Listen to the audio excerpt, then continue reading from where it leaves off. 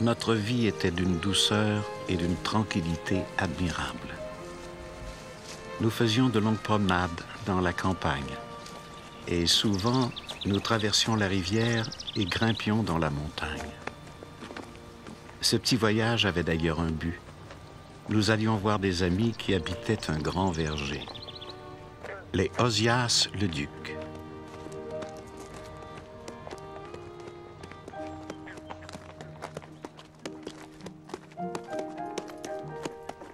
Nous appelions le passeur. Il habitait sur la rive de Saint-Hilaire, une petite maison sur une butte, près du parc du manoir.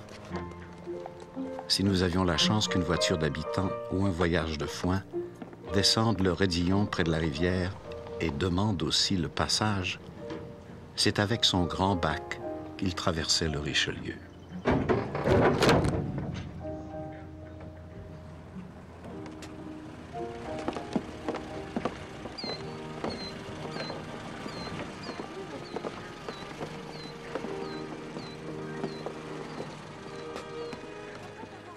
Quand nous allions passer une journée chez les Leduc, il fallait s'acheminer assez tôt le matin, car la traversée de la rivière, la route à faire jusqu'à la montagne et la longue randonnée, assez raide parfois, qui nous menait à la maison du peintre, durait au moins 2 heures.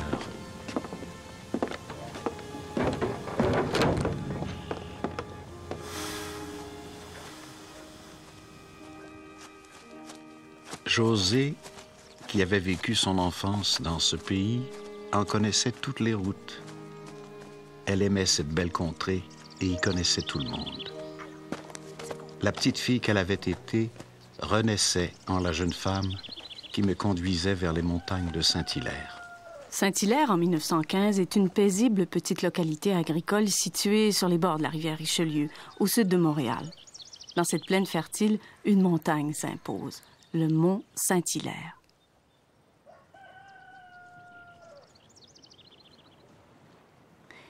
Il offre un sol favorable à la pomiculture et cette activité occupe une grande partie de la population de la région. Au moment de la récolte, des voiliers viennent faire le plein de pommes au quai de Saint-Hilaire pour aller les revendre ensuite dans les villages le long du fleuve Saint-Laurent.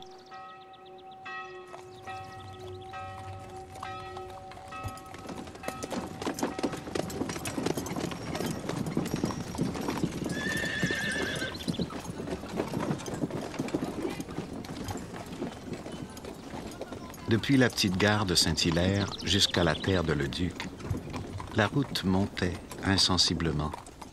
Les paysages changeaient d'aspect, des lointains bleuissaient et découvraient des campagnes à perte de vue. Et on se trouvait peu à peu dans la montagne, dont les hauteurs se profilaient dans le ciel.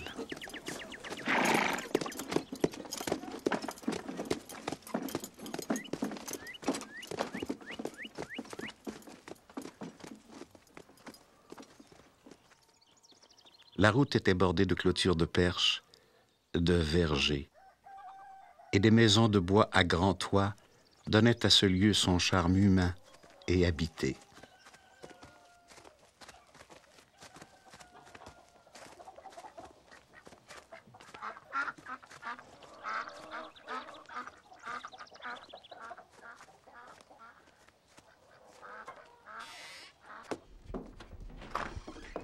Bonjour Marie-Louise. Bonjour.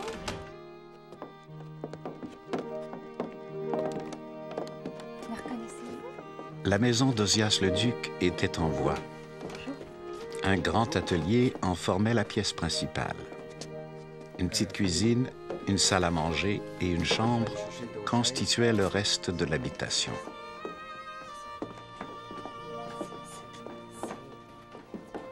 Ozias-le-Duc est né au temps des pommes, le 8 octobre 1864.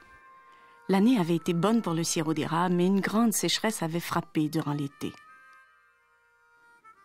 Il est l'aîné d'une famille nombreuse et ses parents, pomiculteurs, habitent une modeste maison de la montagne.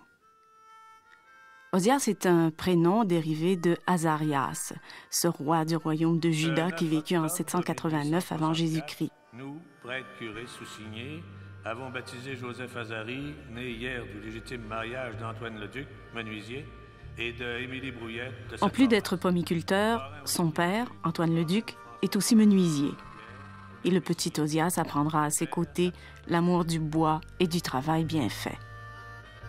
Sa mère, Émilie Leduc, mettra au monde 10 enfants, dont 4 décéderont en bas âge.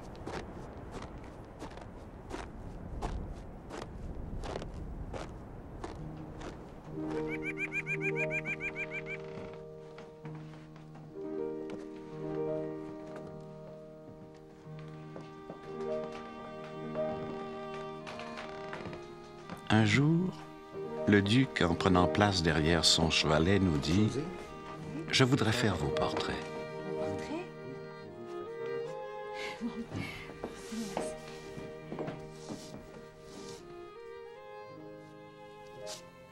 Le peintre avait commencé à dessiner en regardant de temps en temps ma femme.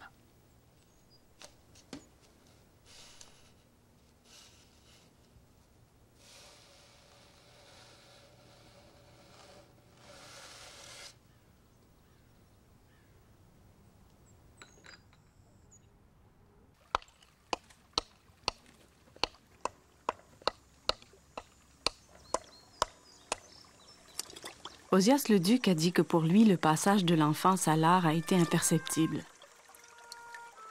Au temps où je prenais un peu conscience de ma personnalité, il me semblait que j'avais un penchant pour les choses rares, ou belles, si vous voulez. N'était-ce pas un signe que plus tard, cette inclination me porterait avec force vers l'art, vers son rayonnement?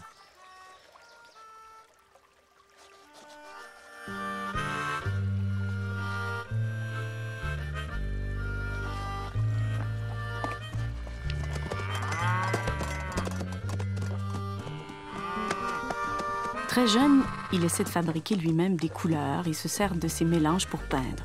Malheureusement, en séchant, ses tableaux se sont dissipés en poussière. Un de ses premiers tableaux est un paysage de Saint-Hilaire réalisé vers l'âge de 15 ans. Introuvable aujourd'hui, il n'en reste que cette photo.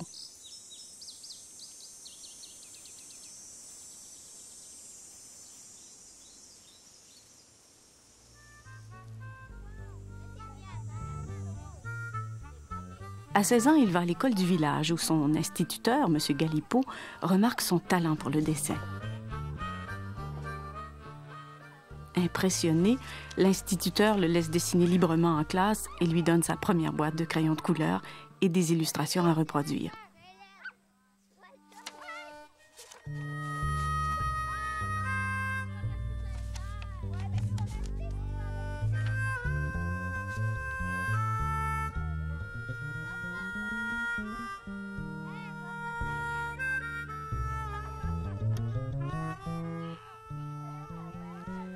Après ses études, son père lui trouve un emploi chez un marchand du village. Il n'y restera que quelques jours. Il sait qu'il doit aller à la ville pour acquérir les connaissances et l'expérience qui lui permettront de faire le métier qu'il semble avoir choisi très jeune, peindre.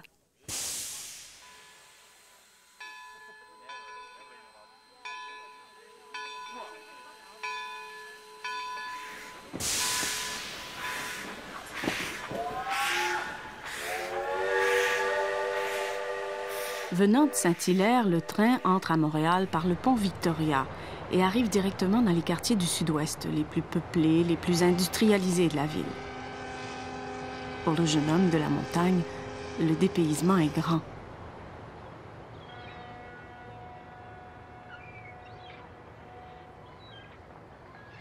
Montréal, 1885.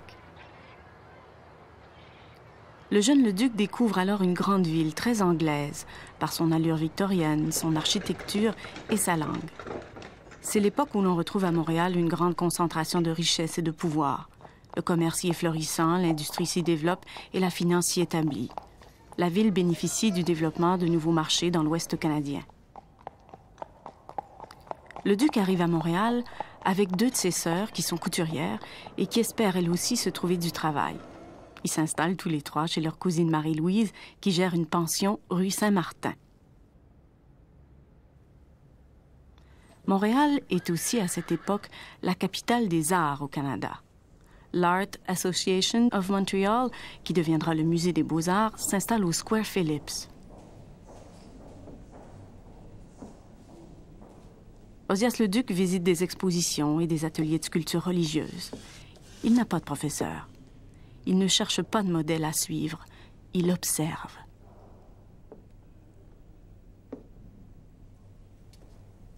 Il peint ce qui lui est familier, ce qui est le plus près de lui. Tellement près qu'on pourrait croire que les sujets de ses premiers tableaux sont aussi les premiers mots qu'il eut appris enfant. Pomme, frère, père, mère.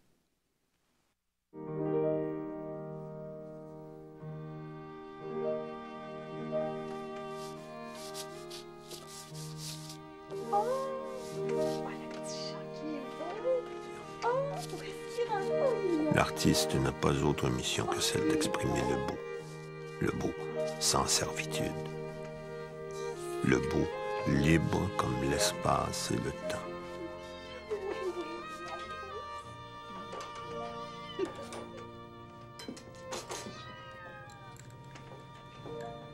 José et moi admirions Ozias Leduc.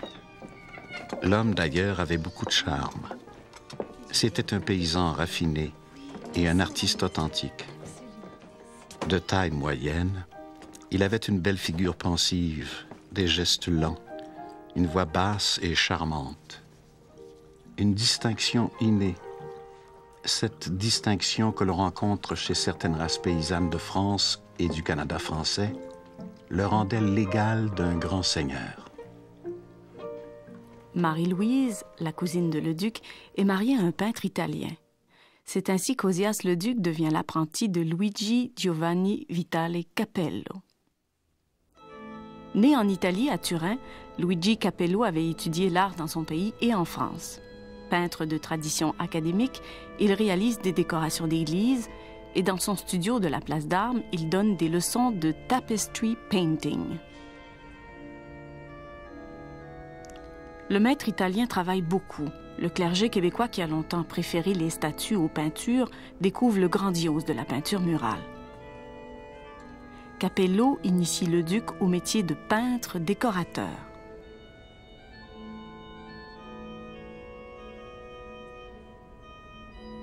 En novembre 1887, au cours d'une épidémie de varicelle, Marie-Louise et Luigi Capello perdent leur fille jumelle, âgée de 5 ans. Peu après cet événement, et pour des raisons obscures, Luigi Capello part travailler aux États-Unis, puis en Europe, d'où il ne reviendra jamais. Délaissée par son mari, séparée à jamais de ses filles, Marie-Louise connaît des jours difficiles. Leduc reste auprès d'elle.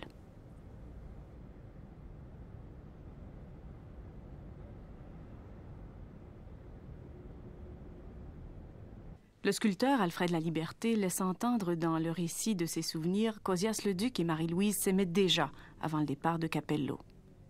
Si le souvenir du sculpteur est exact, cette histoire d'amour est passionnée et pathétique, parce que le couple devra la vivre longtemps dans la clandestinité.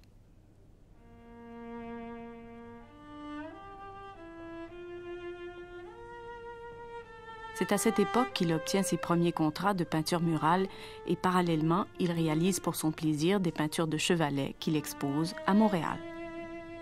Dès sa première exposition, à l'âge de 26 ans, il est remarqué par la critique. Le journaliste du Monde illustré. Arrêtons-nous maintenant devant 2 charmantes petites toiles, mises nous ne savons pourquoi dans un coin isolé et en partie caché par d'autres objets. Ces 2 toiles indiquent chez M. Leduc un talent plus qu'ordinaire. Nous ajoutons de plus que cet artiste sera un maître dans l'avenir. Leduc lui répond. Vraiment, je ne pensais pas que mes peintures attireraient la moindre attention, car je ne présume aucunement de leur valeur. Je les ai exposées moins pour témoigner de mes faibles capacités que comme un gage de l'amour que je confesse pour l'art.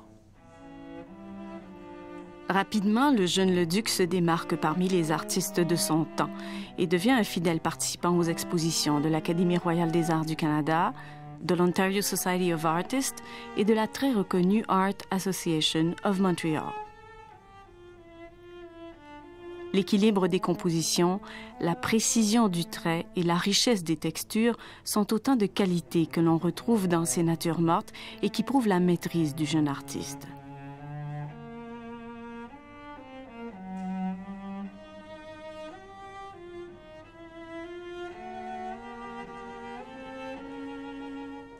En 1892, il reçoit un prix de 100 $ pour la meilleure peinture exécutée par un peintre de moins de 30 ans.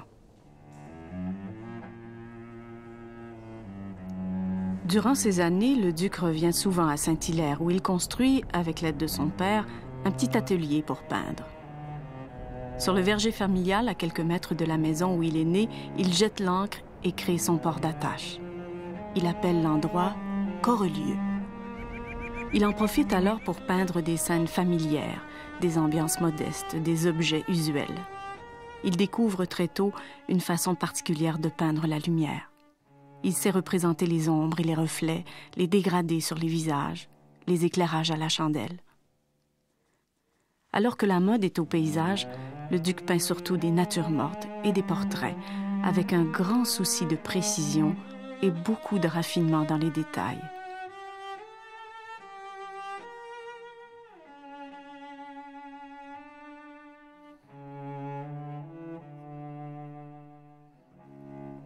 Je n'ai point de manière propre et ne veux point en avoir. Chaque fois que je peins, je cherche quelque chose.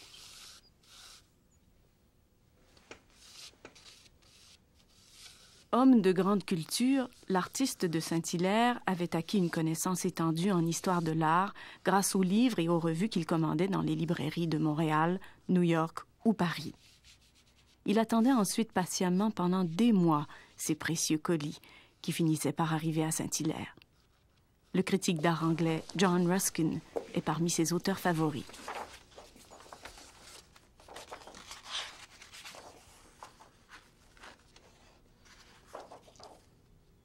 Every light is a shade compared to higher lights till you come to the sun. And every shade is a light compared to deeper shades till you come to the night.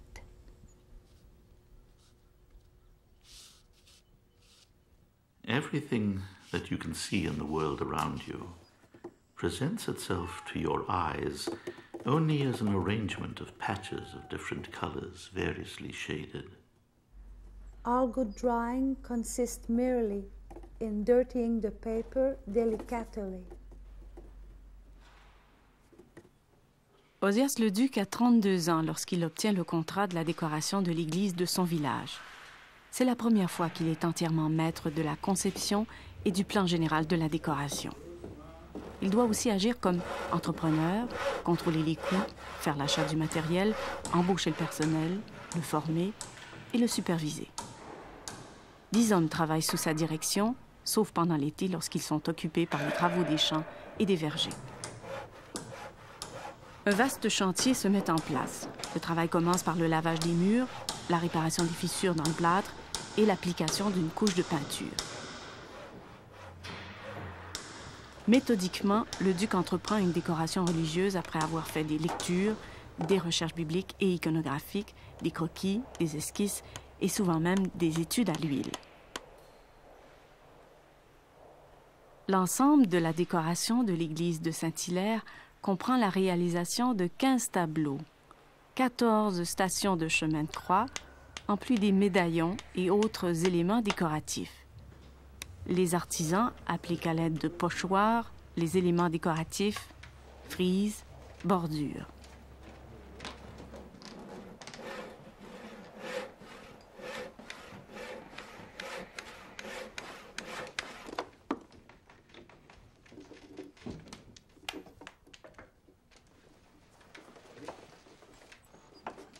Quant aux grands tableaux, le duc ne les peint pas directement sur les murs selon la technique de la fresque. Il emploie la technique du marouflage. Les toiles sont réalisées en atelier et ensuite marouflées, c'est-à-dire collées sur les murs de l'église.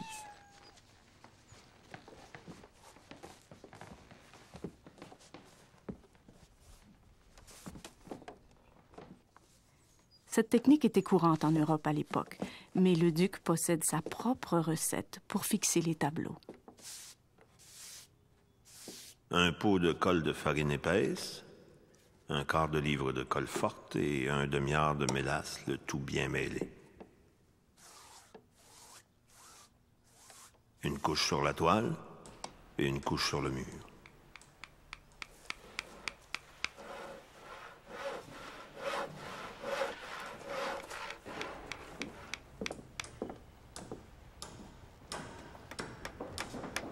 Le duc soigne sa peinture murale en y apportant le même souci du détail, la même recherche d'authenticité des personnages, la même qualité des coloris que dans sa peinture de chevalet. Pas dans le 16-9.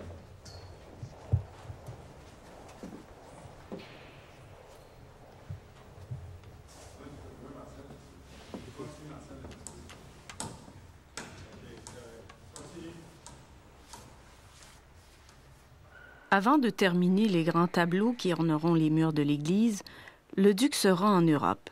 À cette époque, les voyages d'études outre-mer étaient courants pour les artistes. C'est grâce à l'aide financière du curé de Saint-Hilaire, Magloire Laflamme, que le duc peut entreprendre ce voyage et qu'il s'embarque en mai 1897 pour un séjour de 8 mois.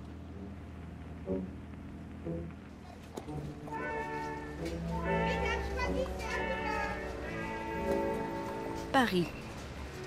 Un mot bat au cœur de la cité. Progrès. Tout bouge à la vitesse de la vapeur et du moteur à explosion. Paris est moderne, scientifique, technique. Le cinématographe Lumière a un an. En arrivant, Ozias le Duc loge d'abord dans un hôtel de la rue Corneille, près du théâtre de l'Odéon.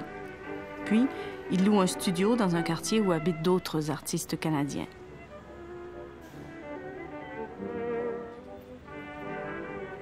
C'est au 103 rue de Vaugirard, dans un de ses ateliers donnant sur la cour intérieure, que le duc travaille à ses esquisses de tableaux de l'église de Saint-Hilaire.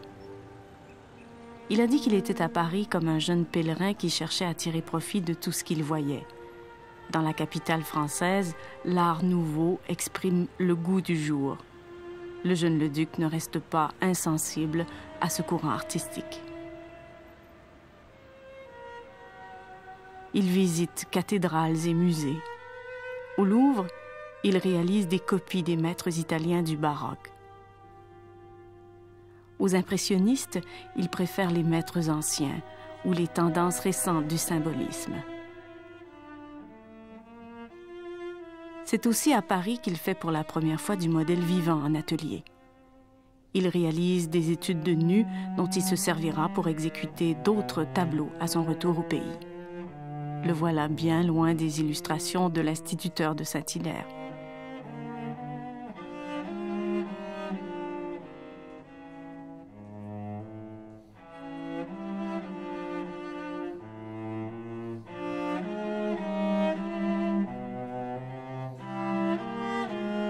Il rapporte cette petite toile, tête penchée, et comme prévu, les esquisses des tableaux de l'église de Saint-Hilaire.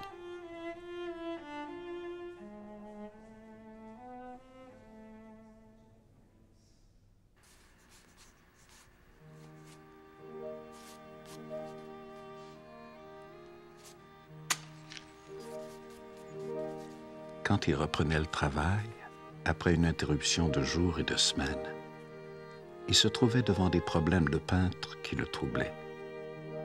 Les yeux charmants de cette jeune femme, sa belle bouche changeait souvent d'expression. Il arrivait qu'elle ne ressemblait plus tout à fait à son portrait. De retour d'Europe, le duc s'installe à Corelieu, son petit atelier de la montagne, qu'il agrandit graduellement pour l'adapter à ses besoins. Il choisit de vivre loin du rythme des villes. À 34 ans, une nouvelle période commence alors pour lui, une longue période de sa vie intimement liée à la nature et au paysage de Saint-Hilaire. Il habite au pied d'une montagne imposante et mystérieuse.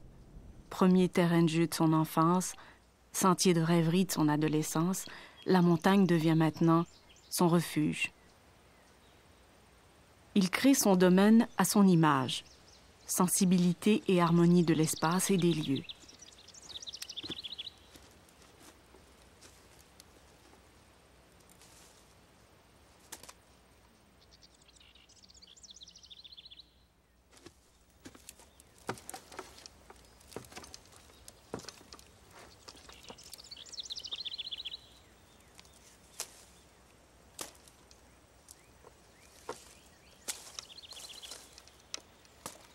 Le duc aime la campagne, chaque parcelle, chaque miette de nature, comme il disait.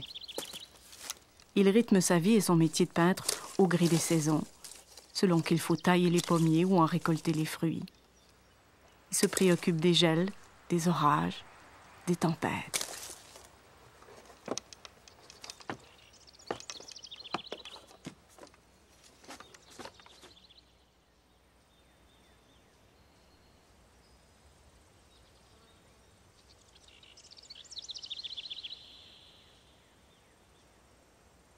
L'atelier est aussi l'endroit où il reçoit ses amis, où il écrit ses poèmes et ses pensées.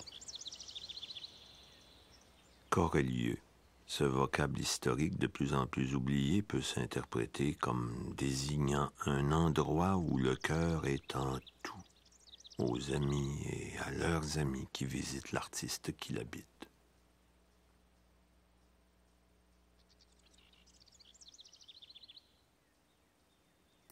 Puisqu'il pratique la photographie, il installe une chambre noire à Corelieux. La photo est d'abord un moyen technique qui lui permet de réduire le temps de pose de ses modèles lorsqu'il peint leurs portraits. Il demande parfois à ses amis, ses frères, ses sœurs de poser pour des photographies dont il s'inspire plus tard pour la composition de ses tableaux ou illustrations. Je suis de plus en plus convaincu que la photographie est un art. Malgré ses restrictions. D'ailleurs, chaque art a les siennes. La matière est fatalement rebelle. C'est le travail de l'intelligence qui la plie à sa volonté, lui imprime sa marque dans l'art. À matière difficile, art subtil.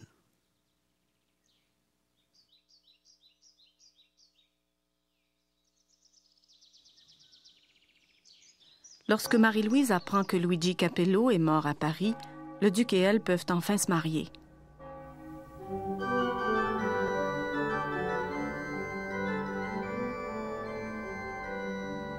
Marie-Louise est libre. Le duc l'attendait. Elle a 47 ans et lui 42. Le mariage a lieu le 31 août 1906 à Montréal, en l'église de Sainte-Cunégonde.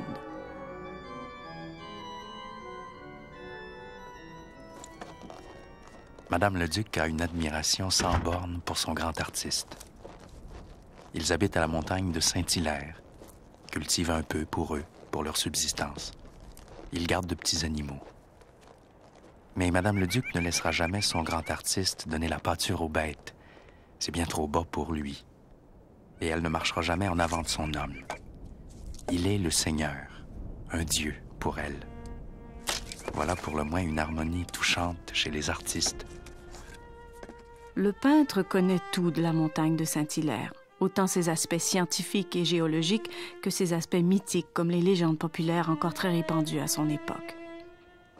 Cette énorme poussée de magma sortie des entrailles de la Terre le fascine. Territoire d'évasion et d'inspiration, elle nourrit son imaginaire. Il connaît chaque sentier, chaque coin perdu. Les portes de fer, la falaise d'Yep, le ruisseau de la Cédrière, la grotte des fées. Cette grotte, ce trou des fées, comme il est communément appelé, c'est bien la place de leur demeure, le palais qu'elles habitent. Palais empli de leur présence. Et un jour, on escalada le rocher au haut duquel est située la grotte, soi-disant leur habitation. On en connut l'aspect intérieur. Son secret cessa d'être un mystère. Mais les fées sont restées vivantes. La vue sur la vallée du Richelieu était si belle, si prenante le soir de ce jour, qu'on en fut à jamais ravi, soumis à tous les rêves.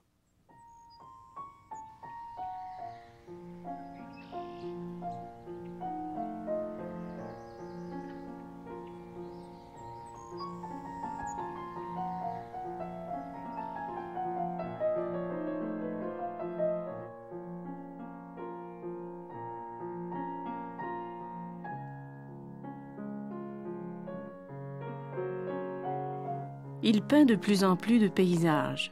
De l'intérieur, où prenaient place ses natures mortes et ses portraits, le duc se tourne maintenant vers l'extérieur.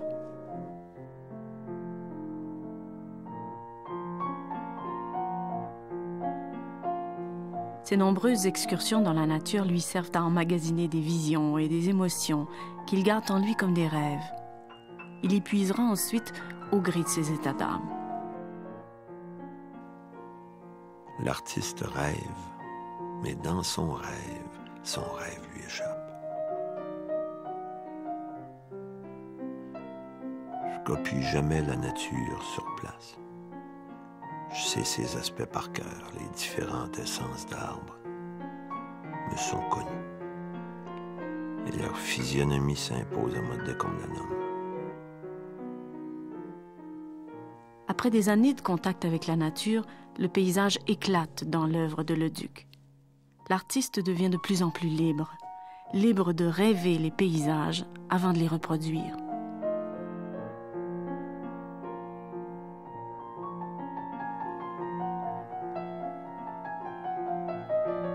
La substance de mon art créateur vient du monde tout grand ouvert du rêve. Substance d'imagination vivante, rendue pour ainsi dire palpable par le signe d'un jeu de lignes, de formes, de couleurs, donc substance de l'univers. Dans ces paysages, il veut traduire l'inaccessible, la pensée, le songe, le rêve. Il cherche des symboles dans la nature, des éléments du paysage qui sont parlants. Ce sont donc les ciels tumultueux qui l'intéressent, les effets de lumière, les accidents géographiques, tout ce qui exprime fortement une atmosphère.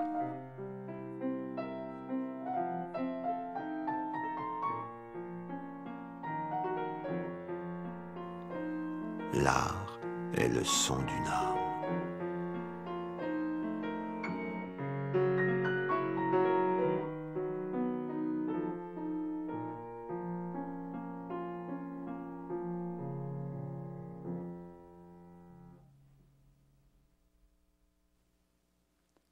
En 1916, la guerre sévit depuis 2 ans en Europe, mais Montréal vit paisiblement et les effets de la guerre se traduisent ici par une relance économique.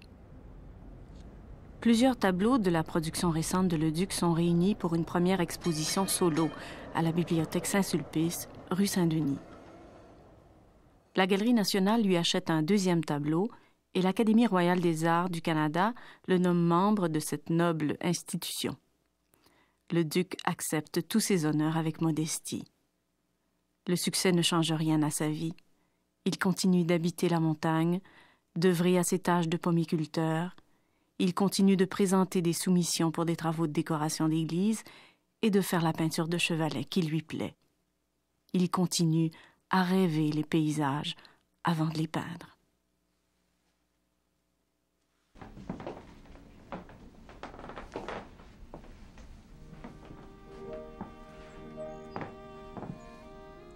Vous avez raison, oui, d'accord.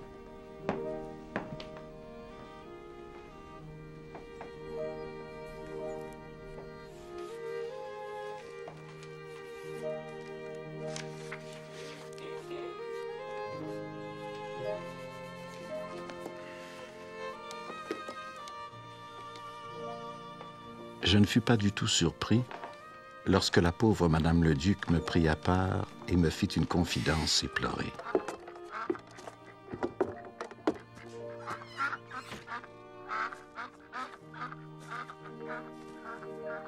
Elle me raconta que les longues séances du portrait avaient eu une conséquence inattendue sur le cœur du peintre.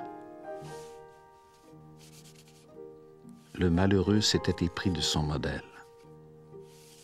À regarder constamment le ravissant visage pour le reproduire sur le papier, il en était devenu amoureux.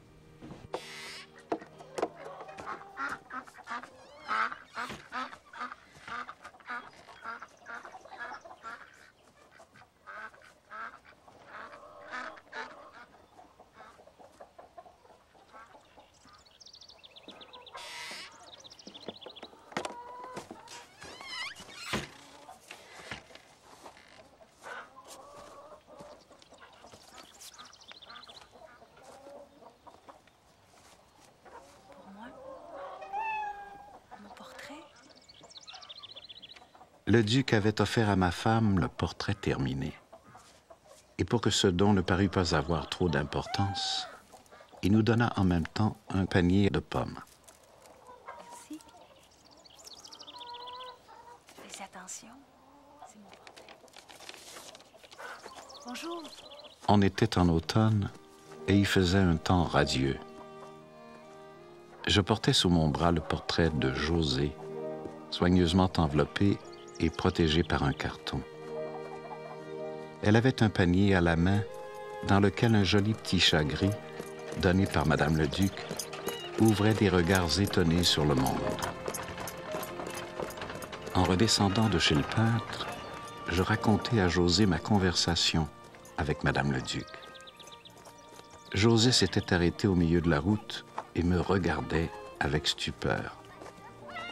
Elle me dit qu'elle n'avait rien fait pour que ce pauvre homme se mette dans des états pareils. José était demeurée silencieuse depuis notre conversation. Elle était vivement contrariée. Son mutisme dura jusqu'à notre arrivée à la maison du passeur.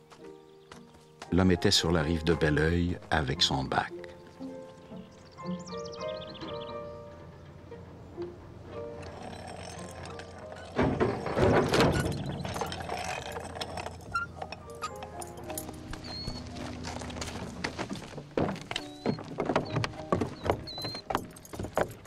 Lorsque le grand bateau plat atterrit et que nous y montâmes en même temps qu'une charrette, José s'appuya au bastingage et se mit à regarder l'eau qui fuyait sous l'avant.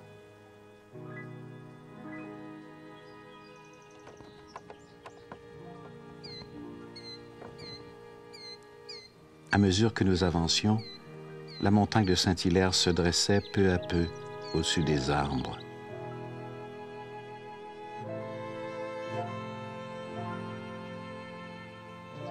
Ma femme leva la tête, contempla un moment ce paysage de la rivière, des rives et des hauteurs qu'elle aimait, et elle dit à demi-voix: « C'est quand même embêtant, les hommes. »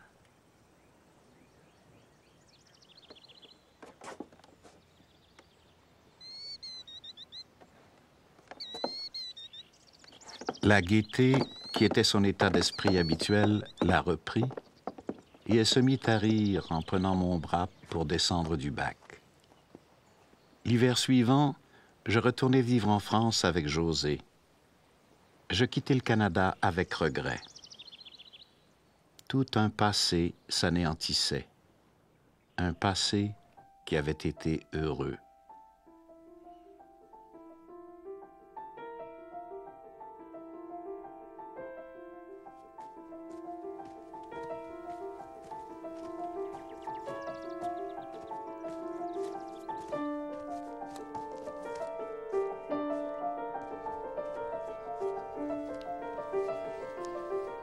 Au moment de ma rencontre avec le duc, il était en pleine maîtrise. Occupé par les circonstances des commandes, aux travaux d'iconographie, de liturgie et du symbolisme chrétien. Quelques dessins et aquarelles furent l'occasion de cette rencontre. Mais déjà, je connaissais sa peinture, par cette petite église de Saint-Hilaire qu'il a généreusement décorée. De ma naissance, à l'âge d'une quinzaine d'années, ce furent les seuls tableaux qu'il me fut donné de voir. Le duc guide son élève sur les chemins qu'il connaît le mieux. La maîtrise du dessin, la connaissance de l'histoire de l'art et le voyage initiatique en Europe.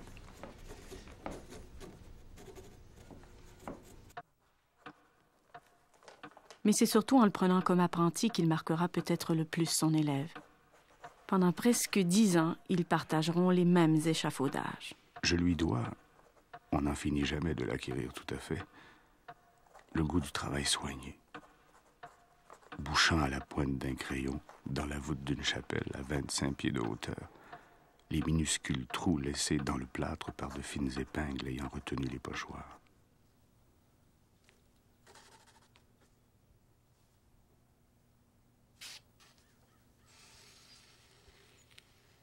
Les années 20 sont une période de travail intense pour le maître de Saint-Hilaire.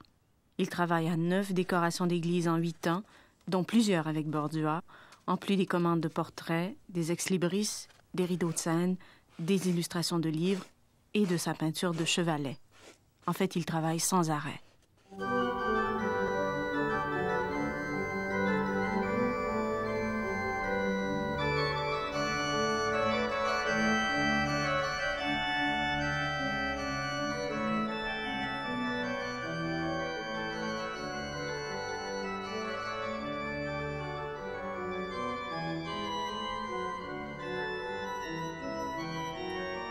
Mais le duc est lent.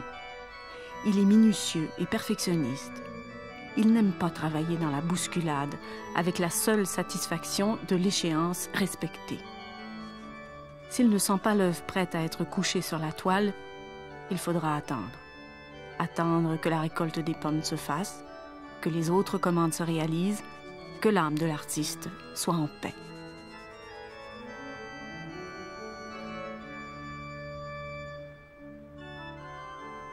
Lorsque l'évêque de Sherbrooke confie à Leduc la décoration de sa petite chapelle privée, il ne se doute certainement pas qu'il devra attendre 11 ans pour en apprécier le résultat final.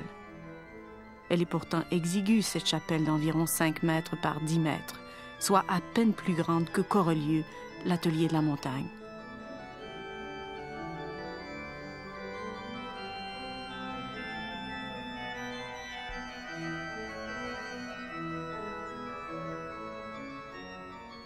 Monsieur le Duc, je vois par la fin de votre lettre qu'il pourrait couler encore beaucoup d'eau dans le Richelieu avant que nous voyions votre décoration finie.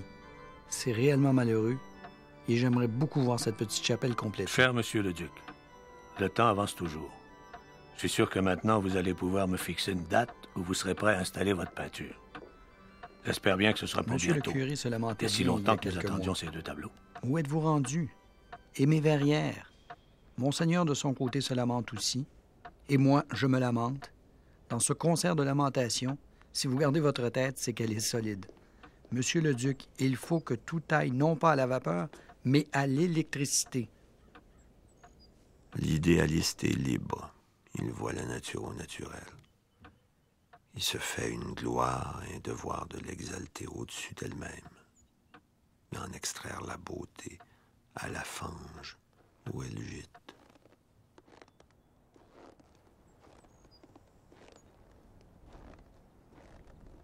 La vie, mon unique aventure. Vivre, c'est choisir. Vivre, c'est comprendre. Vivre, c'est aimer. Plénitude de la vie.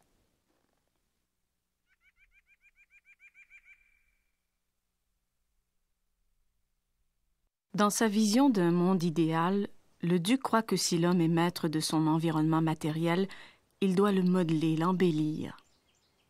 Il devient donc commissaire d'école et conseiller municipal parce qu'il se soucie de l'avenir de sa communauté, sa petite patrie, comme il l'appelle parfois.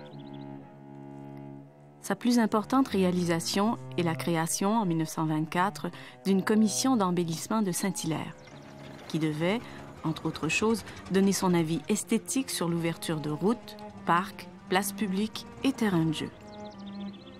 Il est aussi animé par une pensée de John Ruskin. Une nation n'est digne du sol et des paysages dont elle a hérité que lorsque, par tous ses actes et ses arts, elle les rend plus beaux encore pour ses enfants. À cette époque, le Québec se modernise. On électrifie les campagnes, on encourage la construction domiciliaire, on trace des routes. Le duc les appelle les routes à grande vitesse. Et il se demande si elles perturberont le calme de sa municipalité. Il fait aussi campagne pour qu'on plante des arbres et il pourfend les projets qui risquent d'enlaidir Saint-Hilaire. A fait planter des arbres d'ornementation le long des rues et chemins publics. Le Conseil somme la Bell Telephone Company of Canada de coopérer avec Saint-Hilaire au lieu de l'enlaidir, en y multipliant ces poteaux qui, pour une bonne partie, sont croches, dont l'aspect constitue une disgrâce au point de vue esthétique.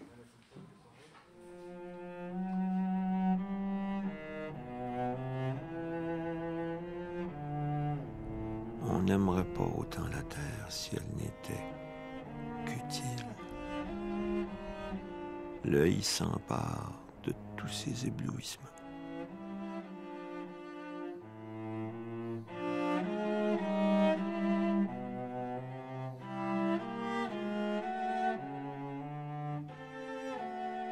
Les années de prospérité, de développement et de modernisme qu'ont été les années 20 se terminent brusquement avec la crise économique de 1929. Les années 30 sont pour le duc une longue traversée du désert. Difficultés à trouver des contrats à cause de la crise, difficultés familiales et problèmes de santé pour sa femme. Il occupe ces années à réfléchir, à écrire et à faire de la photo. Il réalise aussi une série de 52 dessins inspirés des paysages de Saint-Hilaire, intitulés « Imagination ».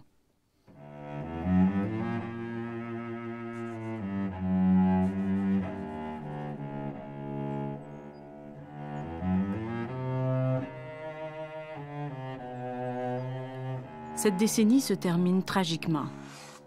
Marie-Louise, sa fidèle compagne qui a cru en lui dès le début, qui n'a cessé de l'admirer, Marie-Louise décède au printemps de 1939, à l'âge de 79 ans. Le duc écrit à un ami. Vous me voyez vidé et comme pris de vertige. Cependant, il me faut me ressaisir.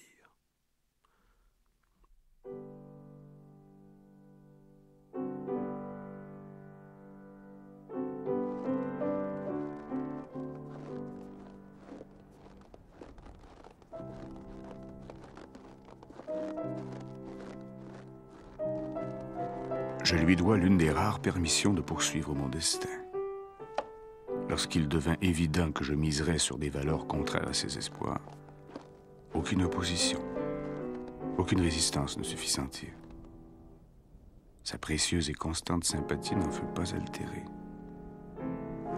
Cela suffirait à isoler Monsieur le Duc dans mon admirative reconnaissance, à le situer dans un monde plus parfait que celui de tous les jours.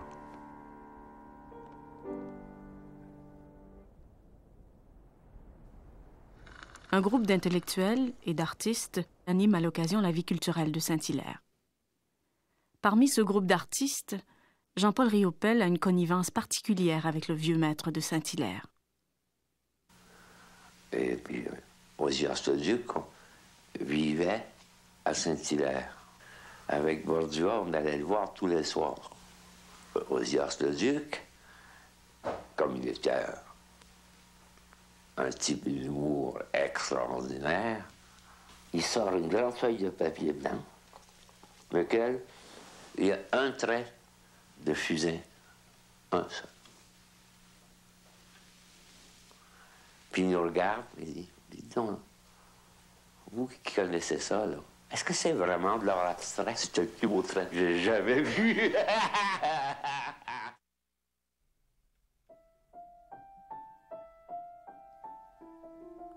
Bordua, devenu chef de file du mouvement automatiste qui fait éclater l'art moderne au Québec, expose sa vision de l'art et de la société dans le manifeste Refus global. Refus de se taire. Faites de nous ce qu'il vous plaira, mais vous devez nous entendre.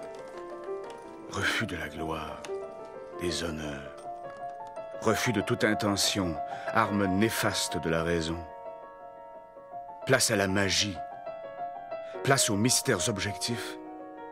Place à l'amour. Place aux nécessités. Je lui dois aussi de m'avoir permis de passer de l'atmosphère spirituelle et picturale de la Renaissance au pouvoir du rêve qui débouche sur l'avenir.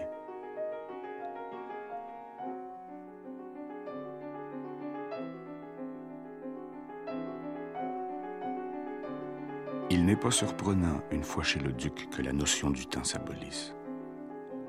Vous pouviez imaginer être aussi bien au XVIe qu'au XXe siècle. Vous veniez passer un quart d'heure avec lui, et en le quittant, vous êtes surpris d'être 2 heures en retard.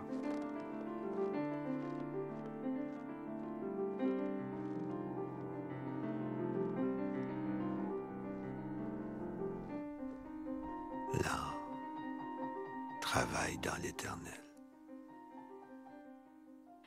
Le duc a toujours donné l'impression qu'il vivait comme s'il savait qu'il avait du temps devant lui. On dit qu'un jour, il planta un chêne, que le chêne a poussé, qu'il est devenu grand, que le duc l'a coupé et qu'il s'est servi de ce bois pour faire une table.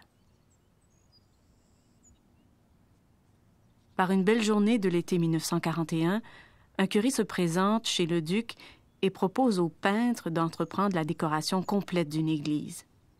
Le duc a 76 ans, alors qu'il a derrière lui une vie bien remplie, une centaine d'œuvres de chevalet, une cinquantaine d'expositions, 25 décorations religieuses.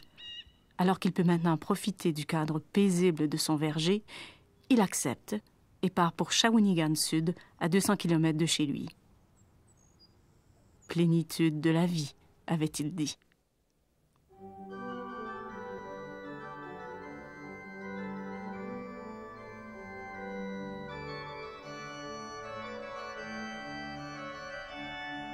Lorsqu'il arrive sur place avec sa collaboratrice Gabrielle Messier, il trouve une église dépouillée et conventionnelle. Mais l'idée qu'il a en tête lui plaît et il sait qu'il jouira d'une grande liberté. Le projet est gigantesque, mais le duc ne craint pas les hauteurs. Plus de 800 mètres carrés à recouvrir d'un message religieux. Les paroissiens verront les échafaudages pendant 14 ans dans leur église. 260 mètres de toile seront marouflés. Gabrielle Messier apporte sa jeunesse, son énergie et son talent au projet. Elle travaille avec le maître à l'élaboration du programme iconographique, la présentation de Marie au Temple. Et pour la nef, l'artiste privilégie les thèmes de l'histoire et de la vie contemporaine de la région, en représentant différents métiers locaux. Pour ce faire, le duc va observer des travailleurs d'usine. Et ceux-ci vont ensuite le voir travailler dans l'école du village où il s'est installé pour peindre les grandes toiles. N'est-il pas révélateur de la nature de l'artiste qu'il ait choisi, à 86 ans, de peindre des tableaux ayant pour thème le travail?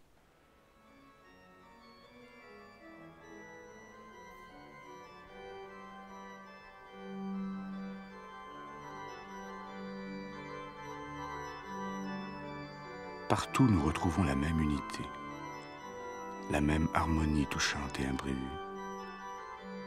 Dans les tableaux si intimes, et pourtant si imprévus de délicatesse exceptionnelle, si humbles d'aspect, tout près de la simple pauvreté, et pourtant d'un luxe inouï dans leur dénuement, si solitaires et pourtant si joyeux dans leur solitude. Toujours et partout cette impression, cette certitude de jeunesse invincible, dans cet aspect de ruine en perpétuelle édification.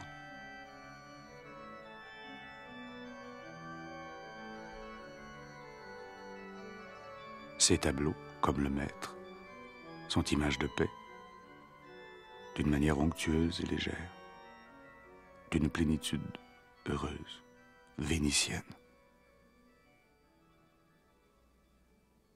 Après 14 ans de labeur, la décoration est presque achevée. Gabrielle Messier y met la touche finale. Après un séjour à l'hôpital, Ozias Leduc meurt le 16 juin 1955 à l'âge de 90 ans. Sous un ciel radieux, il est mis en terre au cimetière de Saint-Hilaire, au pied de la montagne et non loin de Corelieu, le lundi 20 juin 1955.